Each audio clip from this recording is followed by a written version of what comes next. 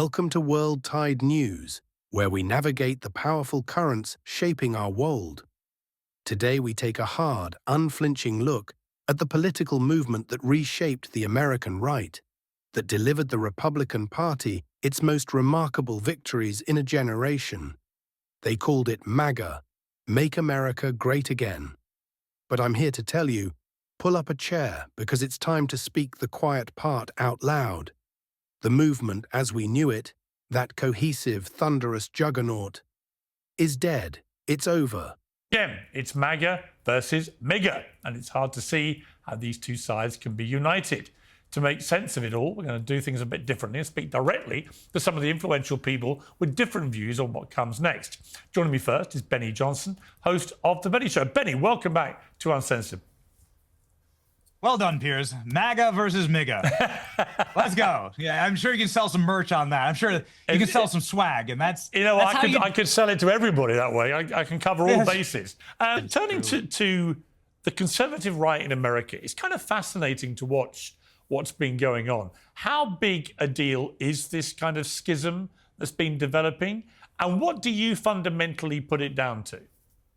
Oh, I just love this question, and I've come prepared, Piers, for this with a prop here, and I hope that your cameras can pick this up, and I wish I had time to print it off, but there we go. You can see here the fragments of both political ideologies.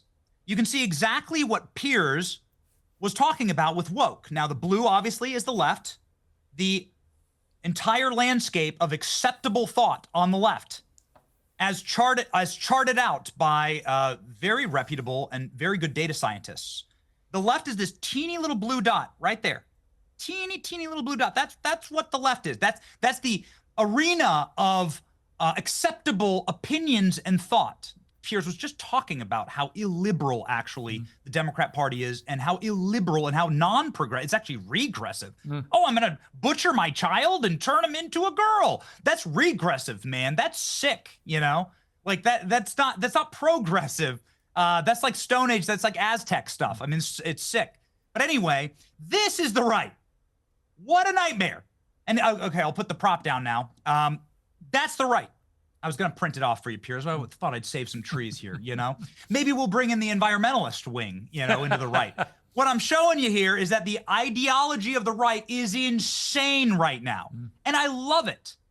It is a very, very messy Thanksgiving dinner with our aunts who have all been divorced 3 times. They've been hitting the box of wine, and they are ready to battle.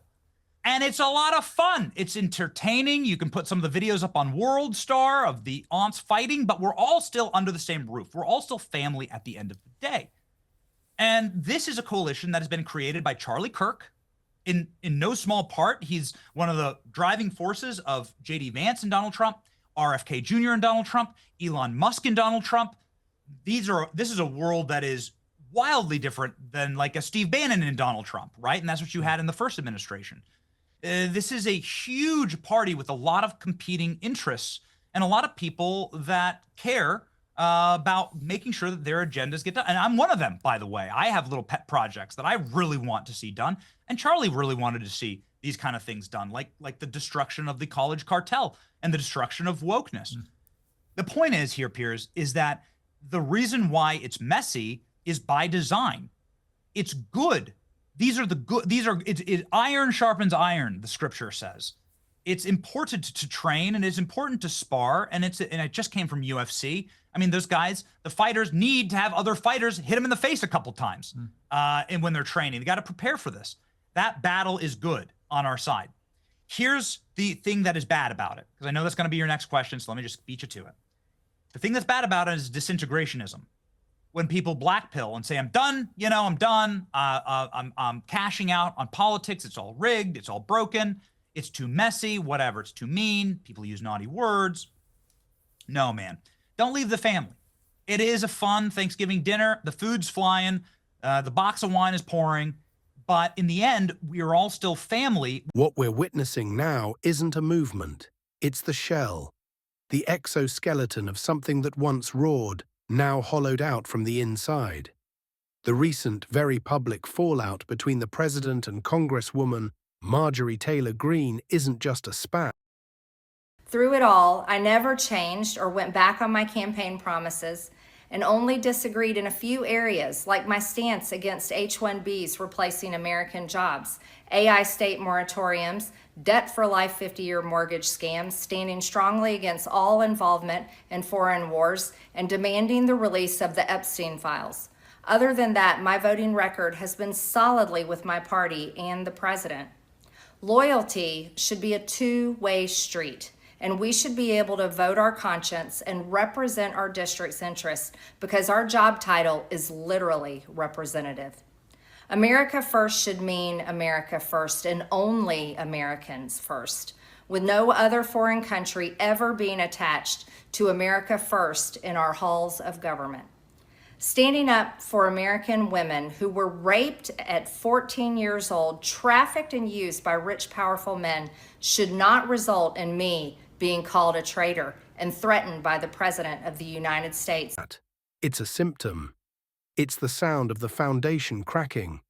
When the most loyal foot soldier, the most ardent defender, is suddenly cast out and labeled a nobody and hurt, what does that say about the center? It says the center cannot hold. This is the fatal fracture. This is the moment the coalition reveals itself not as an army, but as a collection of warring tribes, each with their own general, their own grievance, and their own agenda. There is no unified front anymore. There's only the cacophony of egos clashing, and the critiques are no longer coming from the outside. They're coming from within the very cathedral itself. And Marjorie did go on CNN and apologize for that, and I think she's going to try and make good with President Trump. But you're, of course, right about this, and it's the constructive criticism that makes it such a messy Thanksgiving. Listen, if you love your friend, are you just going to watch him like go home and beat his wife? You know, like, no, you're going to try and stop it. You know, you're going to try and like prevent something bad from happening. And I believe that, and I can tell you this from inside of the administration and the people that I talk with, that there has been an almost intoxicating effect that happens when you assume the most powerful position on earth. Donald Trump is often called the president of the world. Multiple world leaders have called him that. I don't want to call him that, but that's what world leaders have called him because the office itself is so unbelievably powerful, Piers, and you have military bases all over, and every second there's another world leader calling you for something. And I think there's a reality distortion field in DC that has been very pernicious in our politics in America for the last 50 years, for sure, since the Second World War, where American politicians feel like they have to be the world's police and they feel like they have to be the world's daddy. And that's not why we elected you, damn it. You know, we elected you to be daddy here, to care for your children, which are American. And I think that that's how a lot of administrations, Trump's and many others, have gotten sort of derailed and have soured with the American people because they do focus so much abroad. And it's like this lack of an ability to focus domestically here in a country that has a ton of problems, like a lot of real problems for real Americans. And they're the stakeholders in this nation. They're the ones who elect you. You should have allegiance to absolutely no one else other than this nation and its voters. And you should care for them like your own children. That's your job. That's why we pay you. And that it's actually your moral duty, in fact. Listen to Benny openly questioning the entire project. He's pointing out the stark, uncomfortable truth that after all the sound and fury, the focus remains outward, on Ukraine, on foreign wars, while the promises to look inward, to fix the things at home that supposedly fueled the movement, remain utterly unfulfilled. This year has been a slow-motion autopsy. The recent electoral disappointments that were explained away, the legal entanglements that have become a constant background noise, the shifting, inconsistent messaging, it all points to an entity that is reactive, not proactive. It's defending, not advancing. It's a ghost fighting the last war. MAGA was always more of a feeling than a policy platform, a vessel for anger, for frustration, for a deep-seated desire to restructure the whole system. But vessels, when they fracture, spill their contents. And that energy hasn't disappeared. It's just spilling out in a dozen different chaotic directions. It's atomizing. So what's left? A brand, a shell, a new populist movement. It's uncertain. Maybe a nostalgic slogan used to rally a base that is increasingly disillusioned with the gap between the promise and the reality. But one thing is clear: the juggernaut is dead.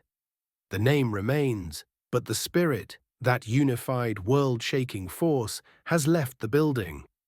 What comes next is anyone's guess. A new populism, a fractured party limping toward a new identity. One fact remains: the era of MAGA, the singular defining movement of the late 2010s, is over. This is World Tide News. If you value staying informed about the forces shaping our world, please like, share, and subscribe. See you in the next report. Thank you for watching.